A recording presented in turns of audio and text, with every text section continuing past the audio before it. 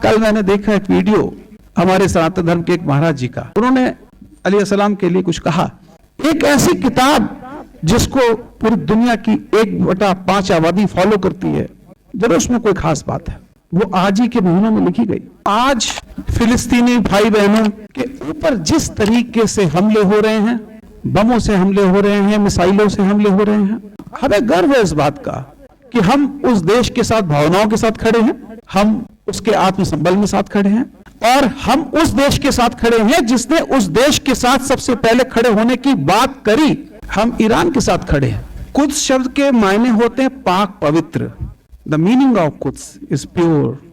जेरूसलाम के एक नगर का अरबी नाम भी कुद्स है। इस पवित्र दिवस पे 1979 में जब ये शुरू हुआ तो इसका मकसद जो था कि दुनिया के मुसलमानों को, न केवल मुसलमानों को बल्कि इंसानियत पर जहां जुल्म हो रहा हो, वहां दुनिया के सब वो लोग जो जुल्म के खिलाफ हों, वो एक जगह इकट्ठे हों। जब खुमैनी साहब ने जब इस बात को रखा तो उन्होंने कहा कि मैं दुनिया भर के मुसलमानों को रमजान के पवित्र महीने के आखिरी शुक्रवार को अल कुद्दूस दिवस के रूप में मनाने और फिलिस्तीन के मुसलमान लोगों के जो वैध अधिकार हैं, जो उनके लीगल राइट्स है, इंटरनेशनल लीगल राइट्स है, उनके समर्थन के लिए उन्होंने आज के दिन की घोषणा करी और पूरी दुनिया को एक प्लेटफॉर्म पर लाने का कार्य किया, जिसका समर्थन हम और हर वो आदमी जो इंसानियत की बात करता है वो है। आज फिलिस्तीनी भाई बहनों के ऊपर जिस तरीके से हमले हो रहे हैं, बमों से हमले हो रहे हैं, मिसाइलों से हमले हो रहे हैं, उस बर्बरता को शब्दों में बयान करना शायद किसी भाषा में कोई भी ऐसे शब्द नहीं लिखे गए जो इंसान के खिलाफ अगर एक बर्बरता की हद तक चला जाए तो उसको शब्दों में व्यक्त किया जा सके, उसको सिर्फ महसूस करके खून को खौलाया जा सकता है।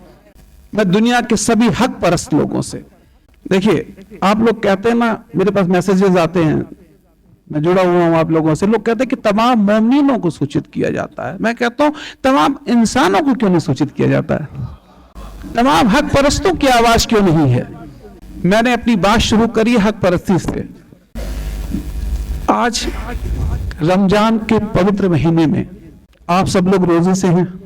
मैं सलाम पेश करता हूं उन माताओं बहनों को जो 30 दिन रोजे में रहते हुए सहरी से लेके और रोजा खत्म होने तक उसको पाकीज़गी से वो काम भी करती हैं और आप लोगों का ख्याल भी रखती हैं। इमाम खुमैनी ने इस्लामिक क्रांति सफल हो जाने के बाद रमजान के अंतिम जुमे को विश्व कुद्दूस दिवस घोषित किया और विश्व भर के मुसलमानों से अपील की कि वो इस दिन फिलिस्तीन की जनता के कानूनी अधिकार के समर्थन में एकजुट होकर प्रदर्शन करें, एकजुट मुसलमान होकर प्रोटेस्ट करें। एक बुजुर्ग ने कितनी बड़ी बात कही, वो सारे मुसलमानों को प्लेटफॉर्म पे लेके आना चाहते थे। कब? 1979 में। उस मैसेज को आप लोगों ने कैसे लिया मुझे नहीं मालूम, पर वो एकजुटता दिखनी चाहिए।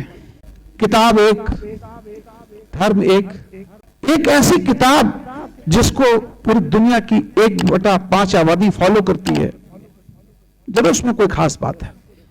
वो आज ही के महीनों में लिखी गई। जरूर कोई खास रूहानी बात रही होगी जो उन्होंने इस आखिरी जुम्मे को ही क्यों चुना। मैं, आप लोग पढ़े लिखे लोग हैं, मेरा मानना है कि इसके ऊपर गौर करना चाहिए। इसके ऊपर आप लोगों को बैठ के अपने लोगों को बताना चाहिए कि इसमें ऐसा क्या खास है। आज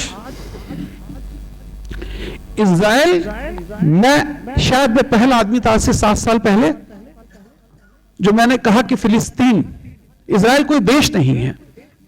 I was the first person वो रेज माई हैंड जिसने कहा कि इज़राइल देश नहीं है, वो अपनी राजधानी कहीं भी बना ले, इस्लामाबाद बना ले, हमें क्या फर्क पड़ता है।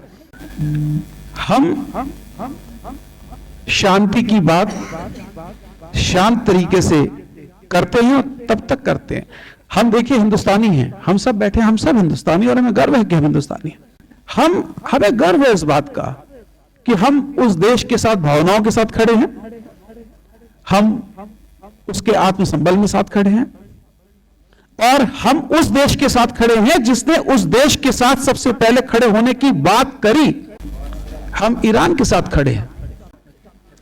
हमारी जो ईरानोलॉजी है, उस ईरानोलॉजी में भारत सरकार का जो भी पक्ष है, वो फिलिस्तीन को जिस तरीके से सरकार उस सब्जेक्ट पे काम कर रही है, वो भी सराहनीय है। देखिए, वैश्विक स्तर पे सरकारों की अपनी अपनी बंदिशें होती हैं, पर मानसिक स्तर पे आपकी बंदिश नहीं है। आप दुआ और बद्दुआ देने के लिए स्वतंत्र हैं। मौजूदा बात है, एक बात में चलते चलते कहता चलूं, क्योंकि मेरे मन में थी, आज सुबह एक न्यूज देखने को मिली। देखिए, धर्म का जानकार कोई नहीं होता। जो भी आदमी क्लेम करता है कि रिलीजन को जानता है, वो जानता नहीं है। रिलीजन तो परसेप्शन है। आप कुछ और परसीव करते हैं, मैं कुछ और परसीव करता हूं। जिस कॉमन प्लेटफॉर्म पे आके हम एक होके उसको डिलीवरी देने की बात करें, कंस्ट्रक्टिव डिलीवरी की जहां हम बात करते हैं, और उसका एक रिजल्ट आता है। एक कंस्ट्रक्टिव डिलीवरी, आप सामने बैठे हैं, एक प्रोटेस्ट है, उस प्रोटेस्ट पे आप सामने बैठे हैं, हक की बात करने के लिए बैठे हैं। उसको चाहे आप इस्लाम से जोड़ के देख लीजिए, आप चाहे उसको महाभारत से जोड़ के देख लीजिए, आप उसको धर्म की किसी किताब से उठा के जोड़ के देख लीजिए। तो आज कल मैंने देखा एक वीडियो हमारे सनातन धर्म के एक महाराज जी का, शास्त्री जी, धीरेन्द्र शास्त्री जी का। तो उन्होंने अलैहिस्सलाम के लिए कुछ कहा।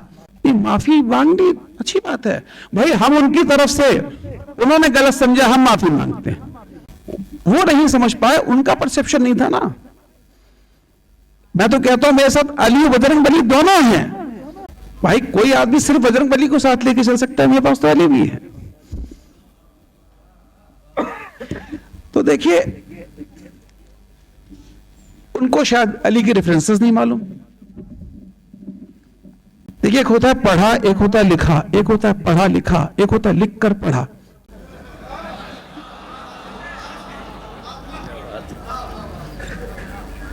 तो देखिए, मैं कम पढ़ा लिखा हूं, पर लिख के पढ़ा हूं। कुछ बोलता हूं तो हो सकता है देख के बोलूं, पर गलत तो नहीं बोलता।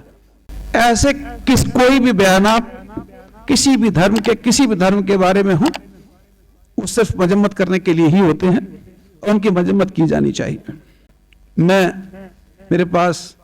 मैं इस विरोध में और हर उस विरोध में शांति की बात करता हुआ हमेशा आपके सामने मैं रहता हूं, शाना बेशाना हमेशा खड़ा हूं। और लोग कहते हैं कि विरोध में आपने क्या किया? हमने कहा कि हमने उस विरोध में अपना पहला कदम बढ़ाया, और हम किसी के साथ खड़े हुए। उसका उदाहरण यह कि ये मेरा पहला कदम बढ़ा, ये सामने आ गया, ये मैं आगे आ गया और मैं इसका विरोध करता हूं।